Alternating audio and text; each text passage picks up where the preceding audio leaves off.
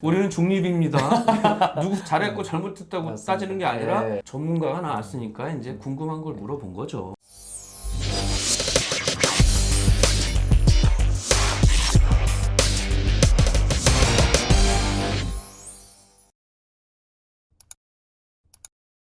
세상의 모든 직업을 소개하는 그날까지. 안녕하세요 헌터스 여러분, 사람을 좋아하는 헤드헌터 윤지영입니다. 오늘은 변리사로 일하고 계시는 유원상님을 모셨습니다. 하시고 있는 일 자세히 설명 좀 부탁드릴게요. 너무 궁금해요. 네, 안녕하세요. 저는 상상특허법률사무소에서 파트너 변리사로 근무하고 있는 유원상 변리사라고 합니다. 2012년부터 지금까지 약 10년 동안 지식재산권 관련해가지고 네. 문의사항 있으신 분이나 요청사항 있으신 분과 함께 동고동락하는 시간 가지고 있고요. 이렇게 멋진 자리에서 윤재용 대표님과 함께 인사드리게 돼서 반갑습니다. 변호사하고 세무사, 회계사는 제 주변에도 너무 많거든요. 변리사는 처음 모셔본 건데 우리 시청자 헌터스 여러분들이 바로 이해할 수 있게끔 변리사를 좀 한마디로 표현한다 그러면 지식재산의 수호자다. 지식재산의 연금술사다. 이렇게 말할 수 있을 것 같은데. 연금술사. 지식재산에 관해서 문의사항이 있는 분, 본인의 권리를 보호받고자 하는 분한테는 수호자의 역할을 해주는 역할을 하고 있고 네. 말 그대로 지식재산이잖아요. 그러다 그렇죠. 보니까 그걸 재산화까지 도와드려야 되기 때문에 네.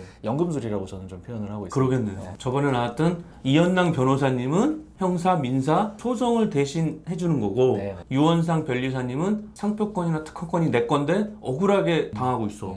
대신 싸워주는 거네. 맞습니다. 비중이 네네. 기업이 많아요? 개인이 많아요? 사무소 형태에 따라 좀 아, 다른데요. 네네. 기업 입장에서는 네. 어느 특허 사무소가 기업만을 좀 전담해줬으면 하는 바람이 있어요. 그래서 우리 회사만을 위한 뭐 스페셜 팀을 만들어 달라고 요청하는 기업들도 많고 하다 보니까 그러겠다. 그렇게 기업들을 하나 두 개 이렇게 담당을 하다 보면은 어느 순간 이제 개인 고객하고 컨택할 접점이 사실 별로 없어지는 경우가 되게 많아요. 그러겠네. 이런 표현 맞을지 모르겠지만 좀 종속적이 돼간다라는 좀 표현을 쓸 수도 있는데 네. 어쨌든 그게 뭐 좋다 나쁘다라는 얘기는 아니지만 어쨌든 그런 경우가 있고 그러다 보니까 어느 순간부터는 좀 기업의 입맛에 맞춰서 약간 사무소를 운영해 줘야 될 수밖에 없는 그런 구조가 그러겠네. 있어서 일단은 그게 좀 맞지 않는 특허 사무소나 특허 법인 같은 경우에는 중견 회사나 아니면 개인 고객 위주로 좀 이렇게 회사를 운영하는 경우가 조금 있는 것 같아요.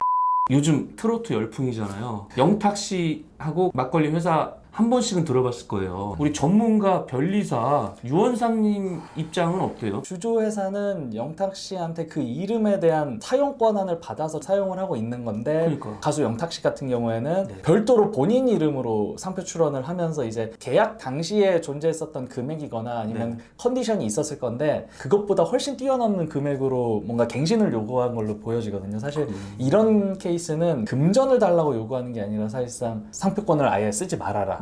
이런 식이기 때문에 그러니까. 예천주주 입장에서도 되게 당황스러운 게 느껴지더라고요. 너무 당황스럽겠어. 영탁이라는 이름을 회사에서 부모님이랑 협의 중에 가족 이름으로 해버렸잖아요. 네. 그게 맞아요? 예천주조에서는 분명히 그 영탁이라는 이름에 대한 사용권한과 영탁이라는 것으로 상표 출원해도 된다라는 계약 조항이 아마 있었을 거라고 제가 예상이 되고 있고 예천주조에서는 영탁이라는 이름으로 막걸리를 비롯한 여러 가지에 대해서 지금 상표 출원을 해놓은 상태예요. 해놓은 상태고. 그리고 상표법 근거해서 별 이상이 없다면은 등록받을 수 있거든요. 지금 충분히 등록받을 수 있는 상황인데 네. 이 상황에서 지금 영탁 씨 포함한 가족 이름으로 맞아. 부모님 이름인 것 같아요. 출원이 된 상황인데 이때 예천주조에서는 영탁이라는 이름을 쓸 수 있느냐라고 물으면은 쓸 수 있다라는 가능성이 훨씬 높겠죠. 지금까지 고난도 없는데 쓰진 않았을 거고 그렇지. 심지어 광고 모델로까지 영탁 씨가 나와 있는 상황에서 분명히 영탁 이름은 쓸 수 있다라는 계약 컨디션이 있을 거야.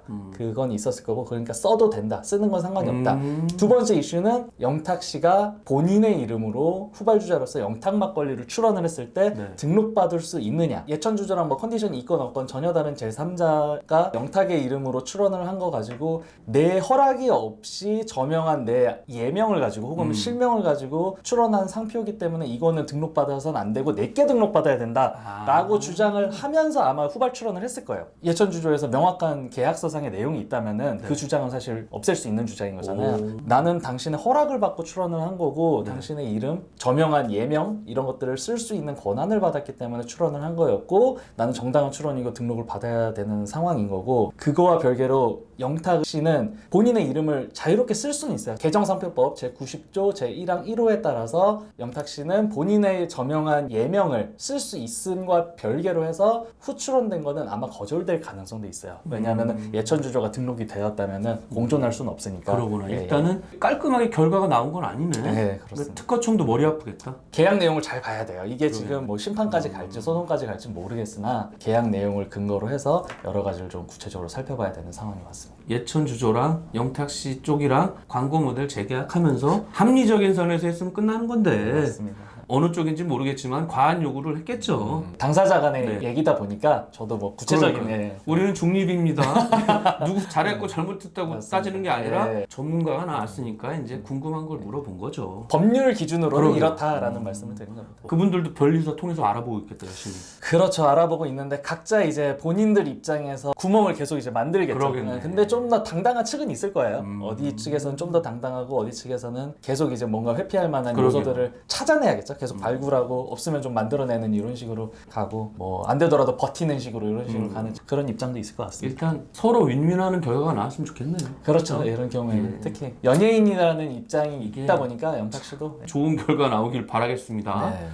변리사라는 게 따기도 어려운데 이거 하기 전에 했던 뭐 아르바이트나 직업 같은 거 있어요? 4대 보험 받으면서 했던 일은 사실 이 변리사가 처음이고. 처음이긴 해요. 그 전에 이제 특이한 뭐 이력이랄까 하면은 노량진에서 제가 아, 수산시장? 네, 노량진 수산시장에서 일을 했던 경험이 있습니다. 그런데 가려면 어떻게 들어가요? 회나 먹으러 가봤지 뭐 나 일 좀 하겠습니다 그럴 수는 없는 거 아니야. 들어가기 굉장히 어렵죠. 어렵잖아. 일단은 이력서를 내야 되고 이력서 아, 통과하고 이력서도 뭐 넣고. 면접 한 10차 정도 면접까지 보고 변리사보다 더 어렵네. 아 훨씬 어렵더라고요. 거기 가면 막 회 막 이렇게 막 무게 막 양아치처럼 하는 분들 있잖아요. 그거는 약간 소매 느낌이고 소매 저는 느낌이고.